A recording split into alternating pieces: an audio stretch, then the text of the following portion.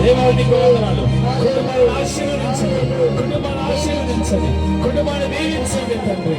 దేవానికి వందనాలు. హల్లెలూయా, హల్లెలూయా, హల్లెలూయా, హల్లెలూయా, హల్లెలూయా, హల్లెలూయా. వారి చేతుల కష్టాజీత వారు అనుభవించుదురుగా కానాయన. వారు చేస్తున్న పాడి పంటలు వారి పనులు దీవింపబడుగా కానాయన.